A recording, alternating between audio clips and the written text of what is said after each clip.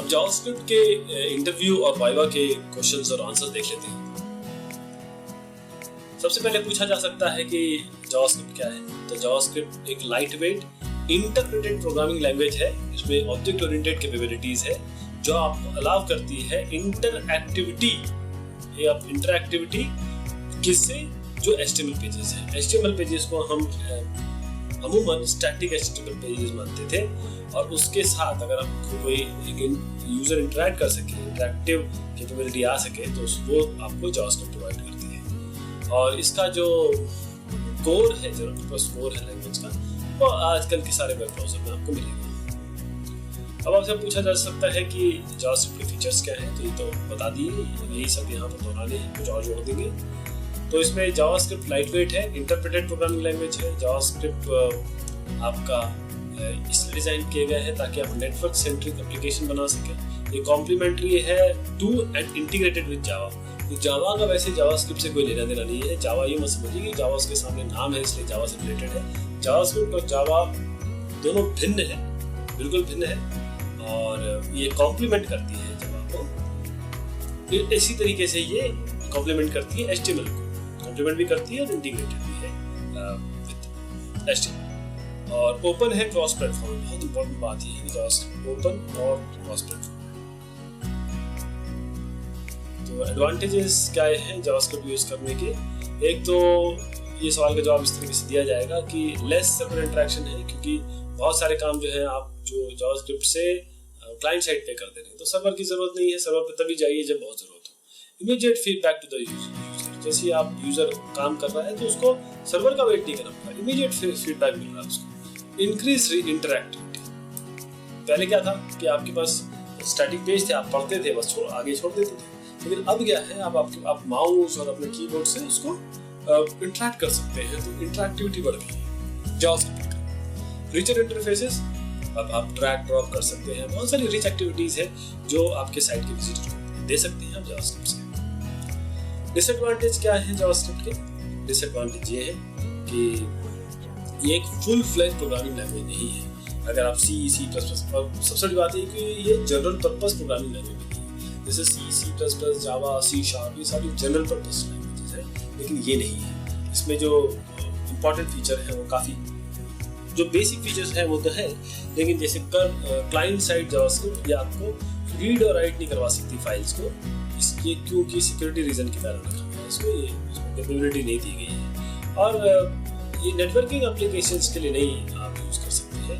इसमें multi threading नहीं है, मल्टी प्रोसेसिंग कैपेबिलिटीज नहीं है। ये इसके कुछ डिसएडवांटेजेस है, कुछ इसकी कमियां हैं। जावास्क्रिप्ट केस सेंसिटिव है कि नहीं, इसका क्या जवाब देंगे आप?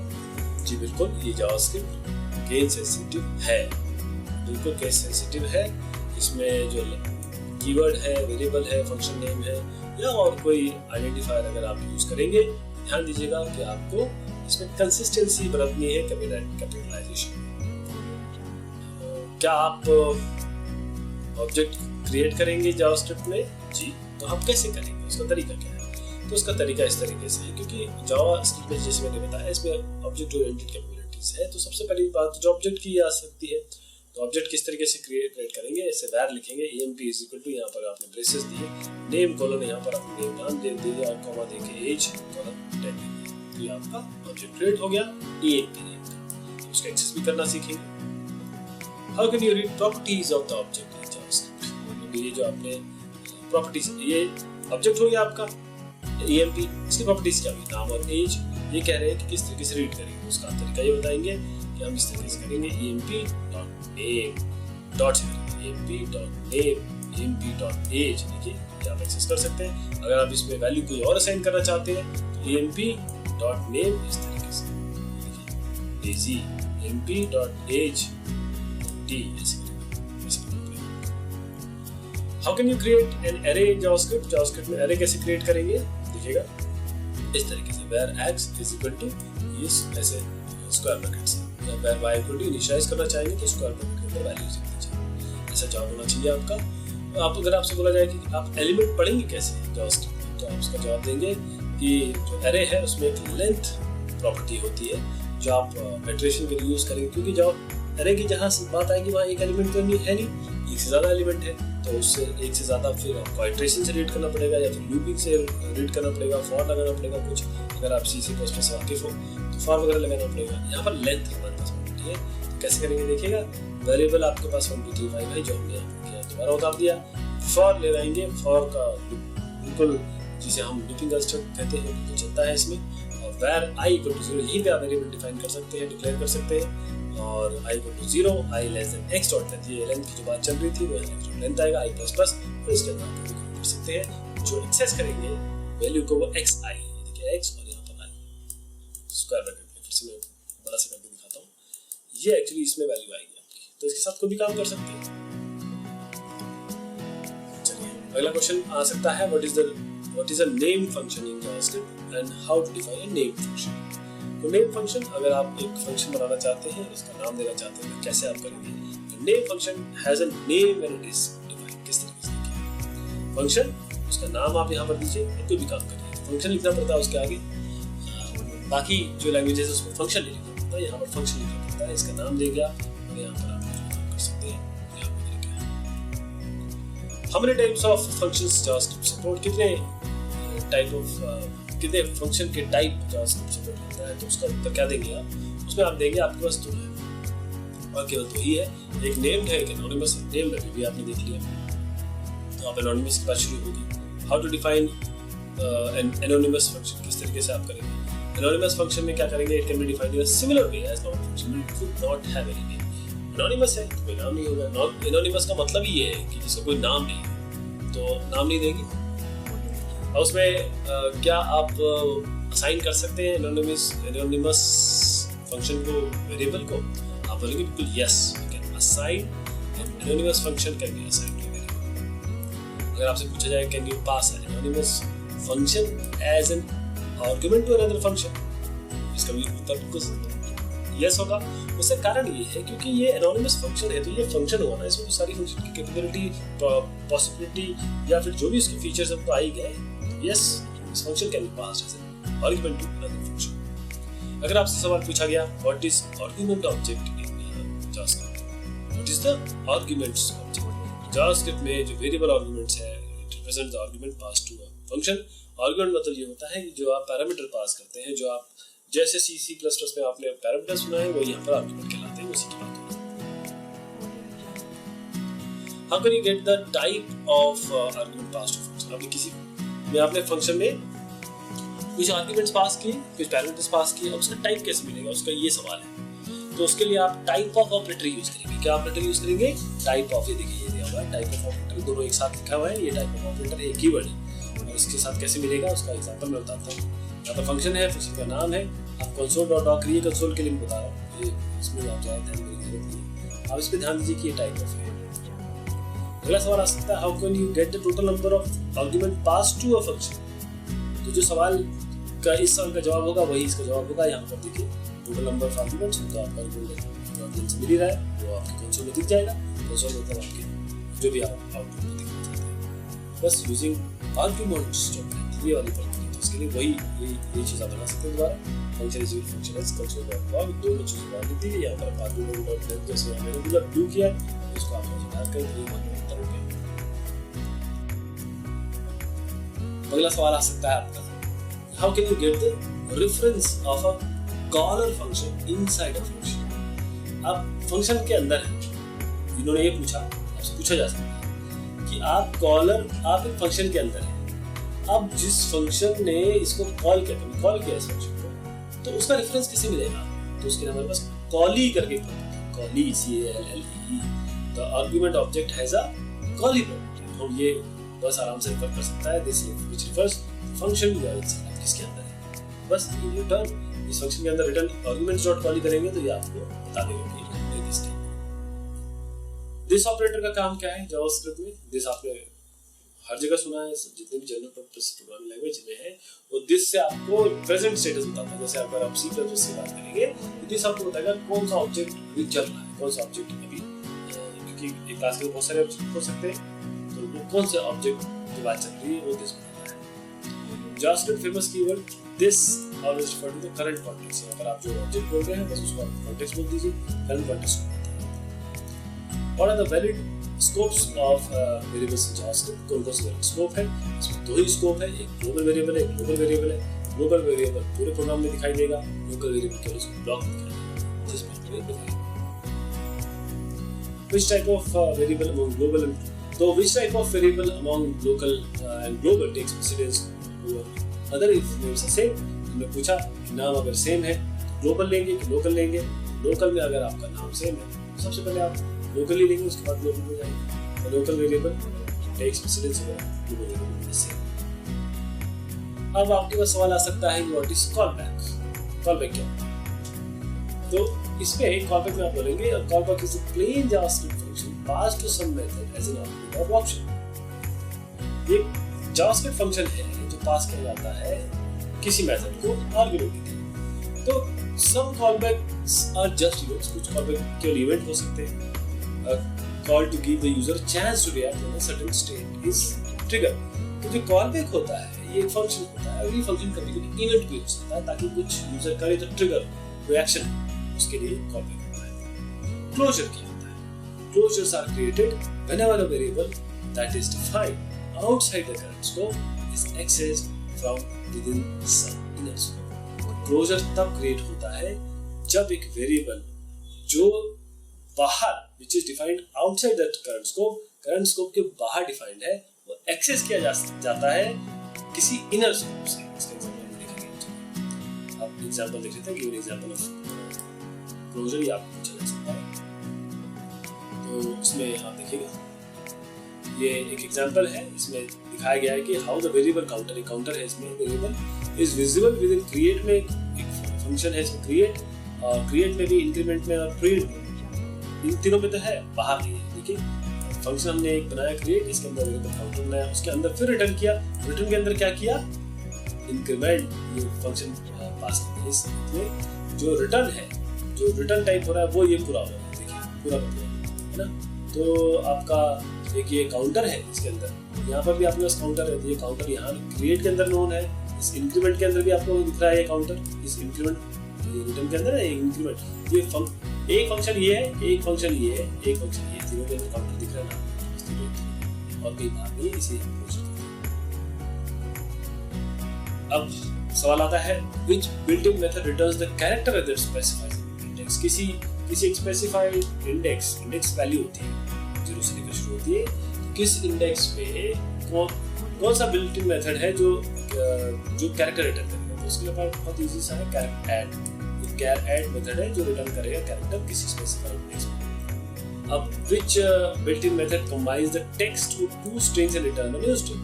एक स्ट्रिंग को दूसरे से जोड़ के तीसरे स्ट्रिंग में कैसे आपको मिलेगा, मतलब इसके लिए क्या दो स्ट्रिंग को जोड़ने का क्या एक फंक्शन है वो पूछा गया है। इसके लिए हमारे पास कॉनकैट मेथड है। कॉनकैट मेथड क्या करता है? दो को जोड़ता है, उसके बाद आपको तीसरी वैल्यू मिल जाती है जुड़ी हुई। अब सवाल आ सकता है कि which built-in method calls a function for each element in the array। कौन सा ऐसा built-in method है जो आपका calls a function हर एक एलिमेंट array का निकालने में आपको मदद करता है, उसके लिए for each है। for each this is a built-in method जो कॉल करता है function, it calls a function, ये फंक्शन कॉल करेगा एक एलिमेंट निकालने के लिए array का, for each बता दीजिएगा। अब सवाल आ सकता है कि which built-in method returns the index within the calling string object of the first occurrence of the specified value। अगर जैसे मान लीजिए ये एलिमेंट है, इसमें आप फर्स्ट ऑकरेंस बताना है कि m कब आएगा, तो उसके लिए हम कैसे बताएंगे? उसके लिए हमारे पास फंक्शन है इंडेक्स ऑफ। ये इंडेक्स ऑफ बताएगा कि m कब पहली बार आ रहा है, और नहीं मिल रहा है तो -1 उत्तर मिलेगा। फिर आपका सवाल आ सकता है कि which built-in method returns the length of the string। तो आप शायद पहले भी मैंने बताया आपको, तो बहुत आसान है आपको। आप ये क्या करेगा? लेंथ मेथड आपको यूज करना है। याद होगा फॉर में हमने लेंथ लगाया था, बस वही है, लेंथ हमेशा लेंथ ही चलेगा इसमें। अब आ गया which built-in method removes the last element of an array and returns that element। कौन सा array से आखिरी एलिमेंट निकाल के आपको दे देगा? तो पॉप, आपके पास पॉप है, आपने स्टैक वगैरह याद हो आपको, पॉप क्या करता है? आखिरी एलिमेंट निकाल देगा, आपको दे देगा array से। अब पूछा गया कौन सा ऐसा built-in method है जो वन और वो एलिमेंट टू द ऐड कर देगा, आपके पास एरे है उसके एक एलिमेंट ऐड कर देगा और आपको नया लेंथ उसके क्या होगा? पॉप काउंट पुश ये दिस मेथड एड्स वन और मोर एलिमेंट ये एलिमेंट डाल देगा और उसके बाद आपको रिटर्न कर देगा नए न्यू लेंथ। अब बस सवाल आ सकता है which built-in method reverses the order of the element of array? कौन सा ऐसा built-in method है जो रिवर्स कर देगा? तो नाम में ही सब रखा है, नाम ही है ये रिवर्स मेथड, आपको रिवर्स कर देगा, पहला आखिरी चला जाएगा, आखिरी पहला चला जाएगा। अब पूछा जा सकता है कि which built-in method sorts the element of array? Sorting कौन कर देगा? तो आपको सॉर्ट फंक्शन है, ये आपको इजी से सॉर्ट है। सवाल आ सकता है कि which built-in method returns the characters in a string beginning at the specified location? अब ये रिटर्न करेगा कैरेक्टर, जैसे आपको मान लीजिए सॉर्ट्स तो ये ORT चाहता है, तो कैसे करेंगे? उसके लिए आप यूज करेंगे सबस्ट्रिंग मेथड क्या करेगा कि ORT निकाल के दे देगा सॉर्ट्स में से, बस ये आप सबस्ट्रिंग यूज कर सकते हैं। एक क्वेश्चन आ सकता है कि which built-in method returns the calling string value converted to lower case? Lower case के लिए करना है तो 2 लोअर केस करेंगे, 2 देखिए इसमें स्मॉल है, L कैपिटल है, C कैपिटल है, 2 लोअर केस, तो जो भी चीज आएगी उसको लोअर केस में कर देगा। अब सवाल बनता है अपर केस का भी है, तो सेम क्वेश्चन है, अगर which built-in method को ऐसा मेथड है जो रिटर्न करेगा आपको जो स्ट्रिंग वैल्यू उसको अपर केस में, बस 2 अपर केस, 2 स्मॉल है, U इस पूरे इसमें के U और C ही करेंगे, इसलिए आप बताना है। सवाल आ सकता है कि which built-in method returns the string representation of the number value? अगर नंबर आपको मिला हुआ है जैसे 1 2 3 और उसको स्ट्रिंग बनाना, 1 2 3 तो न्यूमेरिक होते हैं, उसको स्ट्रिंग करना, तो क्या करेंगे? आपको इसमें बेहतरीन फंक्शन toString, इसमें s का मतलब toString s का मतलब ये आप यूज करेंगे। आपसे पूछा जा सकता है कि what are the variable naming conventions? बहुत सारा बताना पड़ेगा। देखिए वेरिएबल जो आपके कन्वेंशंस है उसमें सबसे पहली चीज है कीवर्ड तो आप यूज कर ही नहीं सकते, उसके बाद आप जैसे ब्रेक और delete you can not use ये ओके, इसके कीवर्ड इसके स्पेसिफिक है। दूसरा ये है कि आप स्टार्ट 0 और 9 से नहीं कर सकते, 0 से लेकर 9 तक, 0 1 2 3 4 5 6 7 8 9 तक आप कोई भी न्यूमेरिक वैल्यू से स्टार्ट नहीं कर सकते। हाँ, आप या तो किसी यहाँ से अल्फाबेट से शुरू करेंगे या फिर अंडरस्कोर से शुरू करेंगे, इसलिए ये बिल्कुल गलत है। 1 2 3 टेस्ट, हाँ ये जरूर सही है क्योंकि अंडरस्कोर से शुरू हुआ है। इस तरीके से आप जवाब देंगे। ध्यान दीजिएगा, आपको ये बोलना है कि केस सेंसिटिव केस सेंसिटिव, तो ये जो नाम है देखिए इसमें एन कैपिटल तो पूरा लगे, ये समझ लीजिए तो एक है। टाइप ऑफ ऑपरेटर क्या काम करता है ये आप समझ कर सकते हैं। टाइप ऑफ ऑपरेटर क्या है? यूनियरी ऑपरेटर, और इसके अंदर जो भी आप चीज डालेंगे वो ये बता देगा कि इसका टाइप क्या है। ये आपको बता देगा ये नंबर है, ये स्ट्रिंग है, नंबर है, स्ट्रिंग है, ये आपको बता देगा। Data type operator What type of returns for a null value? अगर आपने टाइप ऑफ किया और ब्रैकेट में नल डाल दिया तो क्या आएगा? तो आपको क्या देगा? ये returns object रिटर्न करेगा। सवाल आ सकता है can you access cookie using JavaScript? Because इसका जावास्क्रिप्ट अगर वेब के लिए बनी है तो उसको कुकी तो हैंडल करना चाहिए, तो वो आपका कुकी भी हैंडल करेगी। उसके लिए आपके पास क्या है?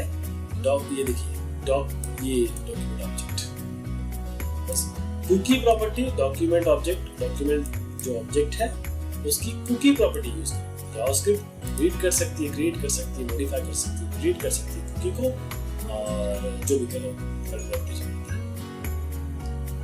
अब आप कुकी कैसे क्रिएट करेंगे, अगर ये भी सवाल पूछा जा सकता है, तो उसके लिए आप क्या करेंगे? डॉक्यूमेंट डॉट कुकी है, आपके पास डॉक्यूमेंट ऑब्जेक्ट है और कुकी कर दीजिए। कैसे होगा? डॉक्यूमेंट डॉट कुकी की वैल्यू प्योर होती है, की होगी उसकी वैल्यू होगी, की होगी वैल्यू होगी, की होगी जैसे एक्सपायर है तो डेट उसकी। अब देखिएगा एक्सपायर डेट क्या होता है? एक्सपायर डेट बताता है कि कुकी कब तक जिंदा रहेगी। जब आप इसकी डेट दे देंगे उसके बाद उसी, जैसे मैंने आज कोई x तारीख है x+1 कर दिया तो कल वो खत्म हो जाएगी, उसके बाद अगर परसों आप उसको एक्सेस करेंगे तो मिलेगा ही नहीं आपको, तो वही एक्सपायर डेट वही चीज होती है। अब रीड कैसे करेंगे? जावास्क्रिप्ट में कुकी कैसे रीड करेंगे? उसके नेम वैल्यू पेयर है ही आपके पास, तो आप डॉक्यूमेंट डॉट कुकी ये इसका यूज करेंगे। अलग अलग जो हिज्जे थे, जो डिफरेंट पार्ट थे, 3 पार्ट थे ना इसके, ये अलग से, ये अलग से, ये अलग से, जो सेमीकोलन है वो सेमीकोलन जिसके दरमियान है वो अलग अलग आप पार्टीशन करके रीड कर सकते हैं। ये इसका जो स्प्लिट कर सकते हैं। अब डिलीट कैसे करेंगे कुकी को? अगर आपको डिलीट करना है तो आपको बस जो एक्सपायरेशन डेट है वो दे दीजिए, जो टाइम आपको बताया था ना एक्सपायरेशन डेट, इसमें डिलीट कोई फंक्शन नहीं है, इसमें बस एक्सपायरी डेट दे देंगे तो डिलीट हो जाएगा। आपसे सवाल ये पूछा जा सकता है कि आप रीडायरेक्ट कैसे करेंगे एक यूआरएल पे जावास्क्रिप्ट पे। मान लीजिए आपका यूआरएल चेंज हो गया, आपने कोई और डोमेन स्पेस खरीद लिया, तो आप कैसे करेंगे इसको रीडायरेक्ट कैसे करेंगे? उसके लिए क्या करेंगे, बहुत ईजी है, यूआरएल कोड यूज करेंगे।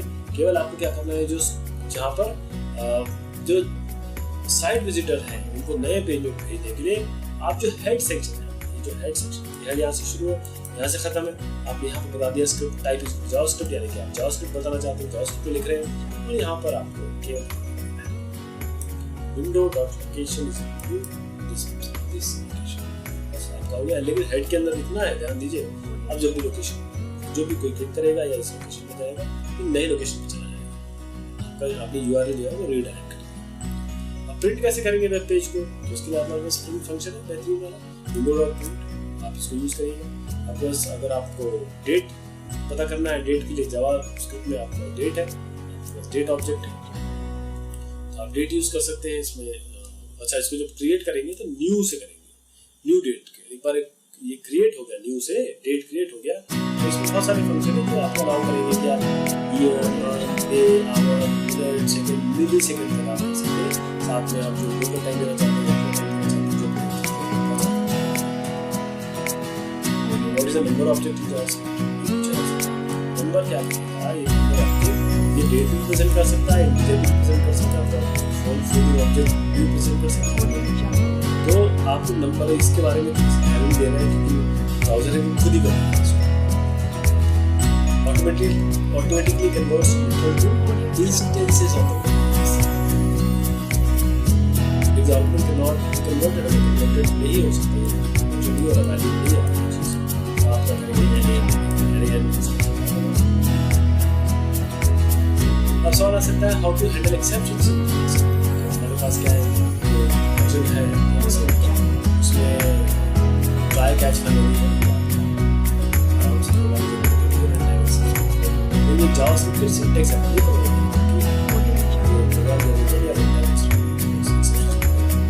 और ऑन एरर का क्या होता है काम, एरर हैंडलिंग। ऑन एरर का आप देखिएगा, ऑन एरर में आपके इवेंट हैंडलर है जो आपको इवेंट हैंडलिंग प्रोवाइड करता है। जैसे ही आपको एरर इवेंट फायर होता है, जब भी आप विंडो ऑब्जेक्ट पे फायर होता है, जब भी कोई एक्सेप्शन होगा तो ऑन एरर इवेंट हैंडलर आपको 3 इंफॉर्मेशन दे सकता है, देगा जब आप एग्जैक्ट नेचर पता कर सकते हैं जो एरर आएगी। एरर मैसेज यूआरएल वहाँ पर क्या एरर है, तो ये थोड़ी बहुत मैंने क्वेश्चन आंसर करने की कोशिश की। जावास्क्रिप्ट बहुत वाइड है, इसके आगे भी हम क्वेश्चन सॉल्व करने की कोशिश करेंगे। बहुत शुक्रिया।